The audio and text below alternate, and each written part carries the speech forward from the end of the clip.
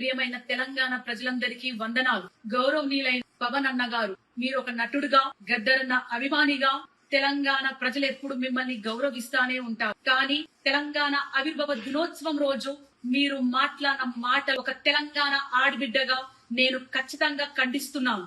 తెలంగాణ సినిమాల్లో యాక్ట్ చేస్తే రాలేదు, తెలంగాణ పొత్తులకు పోతే రాలేదు, తెలంగాణ పైసలు వంచితే రాలేదు, తెలంగాణ లాబీలు చేస్తే రాలేదు. తెలంగాణ పోరాటం ఓ సాయుధ పోరాటం, తమ రక్తం చిందించిన గడ్డగా నిలబడ్డ తెలంగాణ బిడ్డల త్యాగాల పోరాటం.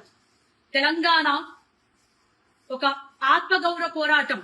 ఎవరిని ఒక బాధ పెట్టకుండా, ఎవరిని హింసించకుండా తమను తాము ఆహుతి చేసుకున్న శ్రీకాంత్ చారియే సాక్ష్యం. తెలంగాణ పోరాటం ఒక సాంస్కృతిక యుద్ధం.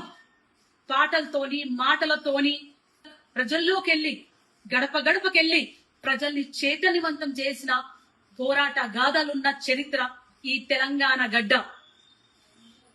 మా భూములు మావి, మా నీళ్లు మావి, మా పాలన మాది అనే ఒక నినాదంతో పల్లె పల్లె, గడప గడప త్యాగాలు చేసి సాధించుకున్న పోరాట గడ్డ.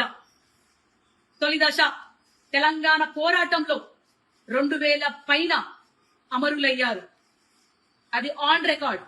కానీ ఎంతో మంది అడవిలో అన్నలు తెలంగాణ కోసం సపోర్ట్ చేస్తూ వాళ్ళని ఎన్కౌంటర్ చేయించబడారు. అట్లాగే మలిదశ తెలంగాణ ఉద్యమంలో ఎంతో మంది విద్యార్థులు, 1200 మంది విద్యార్థులు అమరులయ్యారు. జేఏసీ ఆధ్వర్యంలో ఎంతో మంది గవర్నమెంట్ ఉద్యోగాలకు తీసేశారు. ఎంతో మంది ఆడబిడ్డలు, తల్లులు తమ కొడుకులని, తమ బిడ్డలని నడవండ్రా బిడ్డ, మన తెలంగాణ మనది, మీరు ముందుకెళ్ళండి, పోరాటంలో భాగం రండి, మేం కుటుంబాలను చూసుకుంటాం అని వీరగాథలు నడిచిన తెలంగాణ మనది. ఎస్, మీరన్నట్టే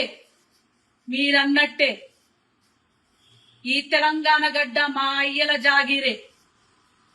మీరన్నట్టే నిన్న తెలంగాణ గడ్డ మా అయ్యల జాగీరు, ఈ రోజు మా జాగీరు, రేపు మా భావితరాల బిడ్డలు తెలంగాణ వారసులు. ఇది మా గడ్డనే, మా తెలంగాణ గడ్డనే, మా త్యాగాల గడ్డనే అని తెలియజేసుకుంటూ జై తెలంగాణ, జోహర్ తెలంగాణ అమరవీరులకు.